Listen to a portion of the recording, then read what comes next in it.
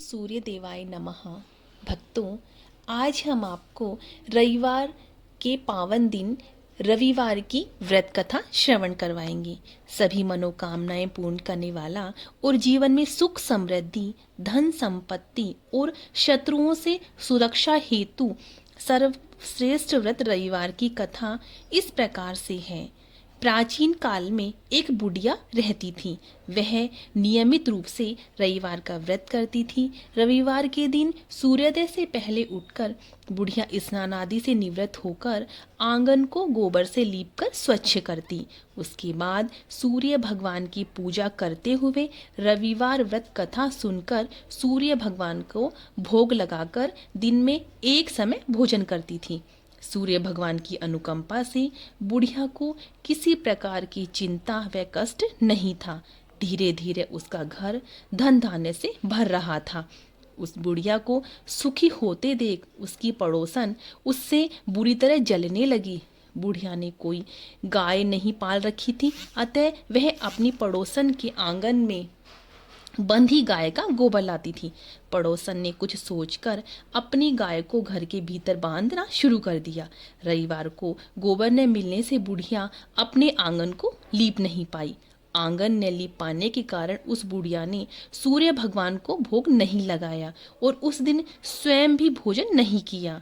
सूर्यास्त होने पर बुढ़िया भूखी प्यासी सो गई। रात्रि में सूर्य भगवान ने उसे स्वप्न में दर्शन दिए और व्रत न करने तथा उन्हें भोग न लगाने का कारण पूछा।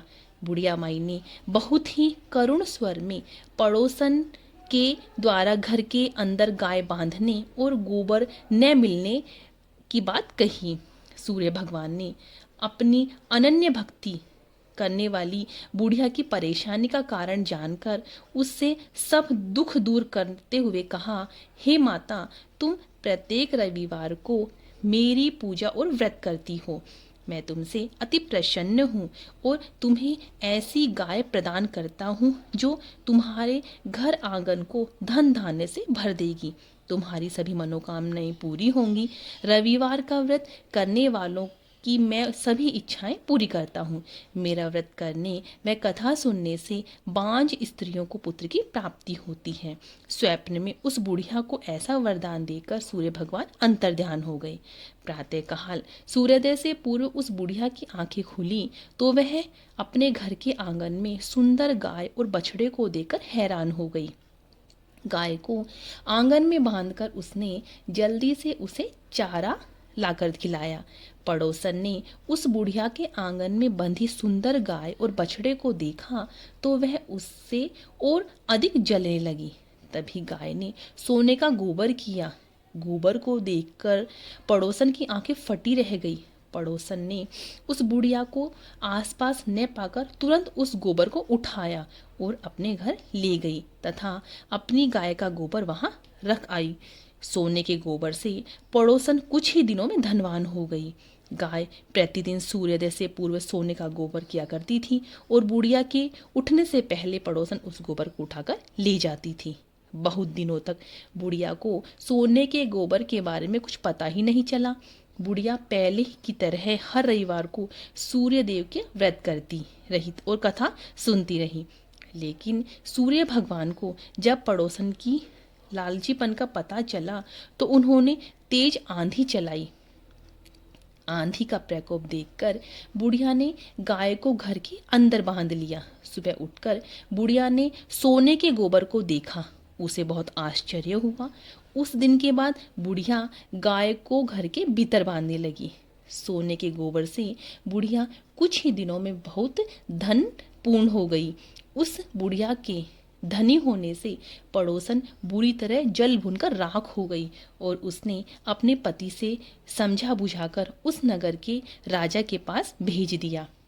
राजा को जब बुढ़िया के पास सोने के गोबर देने वाली गाय के बारे में पता चला तो उसने अपने सैनिक भेजकर बुढ़िया की गाय लाने का आदेश दिया।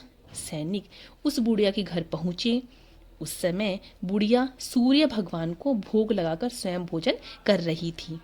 राजा के सैनिकों ने गाय और बछड़े को खोला और अपने साथ महल की ओर ले चले। बुढ़िया ने सैनिकों से गाय और उसके बछड़े को न ले जाने की प्रार्थना की।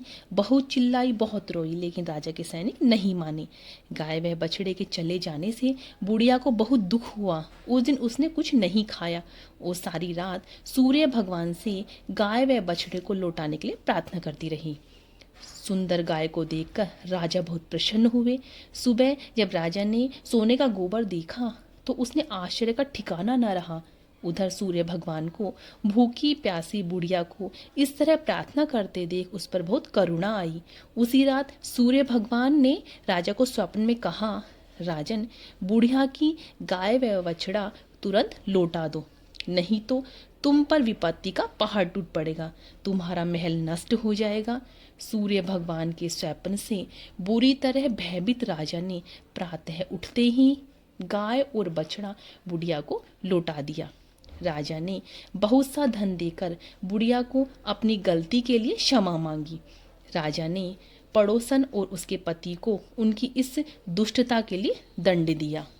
फिर राजा ने पूरे राज्य में घोषणा करवाई कि सभी स्त्री पुरुष रविवार का व्रत किया करें। रविवार का व्रत करने से सभी लोगों के घर धन धान्य से भर गए, चारों ओर खुशहाली छा गई, सभी लोगों के शारीरिक कष्ट दूर हो गए। राज्य में सभी स्त्री पुरुष सुखी जीवन यापन करने लगे। तो ये थी सूर्य देव की कथा।